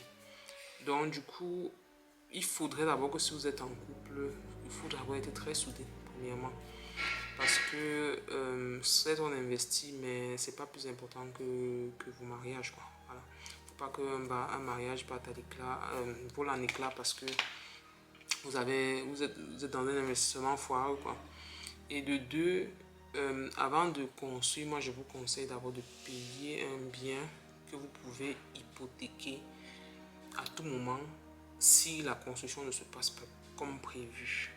Donc ça veut dire, comme je parlais là, payer un terrain, payer un appartement que vous avez déjà payé à un certain moment, ou bien votre maison actuelle, gardez-la d'abord jusqu'à ce que vous puissiez, pour que vous puissiez hypothéquer ça, parce que c'est ça que la banque va vous dire, ok, est-ce que tu as un autre bien que tu peux nous hypothéquer et pour qu'on t'augmente de l'argent. Ça c'est la partie que vous pouvez essayer c'est cette partie là que vous pouvez ça peut vous sauver, quoi. Ça peut vous sauver de ne pas vous retrouver dans certaines situations. Et troisième possibilité aussi, c'est que quand vous vous retrouvez peut-être dans certaines difficultés et que vous n'avez peut-être plus de liquidité, vous pouvez prendre, au lieu d'arrêter tout et vous mettre dans les problèmes, vous pouvez prendre par exemple une entreprise avec laquelle vous n'expliquez pas vos problèmes. Donc déjà, vous prenez l'entreprise, oui, je voudrais que tu me fasses ça, mais ça doit être une entreprise où ne versez pas d'acompte. Ça doit être une entreprise qui finit de travailler et qui vous envoie la facture et ensuite, vous ne payez pas. De toute façon, vous ne pouvez pas payer parce que vous n'avez pas l'argent là, vous n'avez pas la liquidité. Vous ne payez pas et cette entreprise maintenant vous amener en justice. Maintenant, pendant que vous êtes en justice avec l'entreprise en question, vous serez chez vous. Vous serez dans votre maison, vous serez en train de rembourser votre traite normalement. Et l'entreprise en question ne pourra pas vous saisir votre bien parce que sur le titre foncier de la maison, c'est pas votre nom uniquement qui est dessus, c'est votre nom et ensuite il y a le nom de la banque. Donc personne ne peut saisir ce bien à la banque, même si vous arrivez quoi dans votre vie en fait. Donc vous serez chez vous. Le pire que vous allez avoir, c'est les lettres. Et quelque part, quand vous allez aller au tribunal, naturellement, l'entreprise va gagner parce que l'entreprise a fourni un travail que vous n'avez pas payé. Vous faites maintenant une déclaration de dette que vous allez échelonner ce paiement en fonction. Vous devez montrer que oui, je gagne telle somme et peut-être tous les mois, je vais donner 500 € à l'entreprise en question jusqu'à ce que l'argent finisse. Ça, c'est une solution pour ne pas avoir à perdre complètement votre bien, quoi, votre projet. Donc voilà ce que jusqu'à présent nous on a trouvé. Et une autre solution encore, c'est de voir avec les private credit, ça veut dire les crédits de consommation. S'il y a des crédits de consommation qui pourraient au moins vous amener jusqu'à la fin, beaucoup, c'est ce que beaucoup font, de crédits de consommation qui pourraient vous amener jusqu'à la fin de votre projet, n'hésitez pas. Si vous êtes encore solvable à le faire, vous pouvez aussi, il y a comme autre solution parfois la famille, parfois vous pouvez rester comme ça, vous croyez que votre famille n'en est pas capable, mais vous pouvez prendre un peu ici, 5000 là, 5000, 5000 pour ceux qui ont une grande famille assez nantie, qui ont assez de moyens, là ça s'applique, mais si ce n'est pas votre cas, il y a les crédits de consommation où il y a encore des, comment on appelle ça encore là, les Wohnkredit. Voilà, il y a aussi ce qu'on appelle Wohnkredit. Pour ceux qui sont en Allemagne, tapez ça sur Internet. Il y a aussi des Wohnkredit. C'est un peu comme une sorte de crédit de consommation, mais c'est seulement pour les propriétaires. Vous pouvez uniquement avoir ça, mais vous n'êtes pas obligé d'utiliser cet argent. Il ne faut pas qu'ils disent ça, les gens partent prendre l'argent là pour aller faire n'importe quoi avec elle. Mais je dis quand même, après c'est vous qui êtes responsable. Quand vous êtes propriétaire, il y a ce qu'on a. Quand vous avez propriétaire, vous avez votre nom sur un titre foncier en Allemagne. Vous ne savez pas toutes les portes que ça vous ouvre. Quand vous êtes propriétaire, vous pouvez prendre ce Wohnkredit. Vous devez juste montrer le titre foncier, je suis propriétaire. Mais à la différence du crédit de consommation, vous ne remboursez pas ça en 8 ans ou en 10 ans. Vous pouvez rembourser ça en 20 ans ou en 22 ans, quoi. Cette somme-là. Maintenant, si vous voulez prendre ça pour aller faire la Java avec, c'est votre problème. Vous allez rembourser ça pendant 22 ans. Maintenant, ce n'est pas un crédit que tu peux dire, oui, l'année prochaine, je rembourse la totalité. Tu es vraiment obligé d'avoir ce crédit pendant 22 ans. Donc, faites attention. Parce que c'est pas un, tu peux pas, comment on appelle ça, tu peux pas forcer ça, non, tu peux pas. Tu es obligé de payer pendant 22 ans. Donc, ça veut dire que il faut faire très attention. Il faut parce que ça va rester dans votre chauffeur pendant 22 ans. Et maintenant, quand on parle de chauffeur, je veux aussi dire, si tu as un projet de construction sérieux ou un problème immobilier en général sérieux, il faut éviter les petits crédits de consommation pour les meubles, pour les trucs à 0%, pour les téléphones, pour ce genre de choses. Ça vous salit la chauffe et vous pouvez perdre l'opportunité de votre vie. Peut-être une banque qui a un très très bon taux d'intérêt comparé à la moyenne. Et vous perdez ça comme ça parce que la banque dit que non. Si déjà pour payer un canapé de 1500 €, tu prends un crédit, ça veut dire que tu n'es pas assez sérieux. Donc comment est-ce que... Bon, c'est leur logique, c'est comme ça que leur tools fonctionne.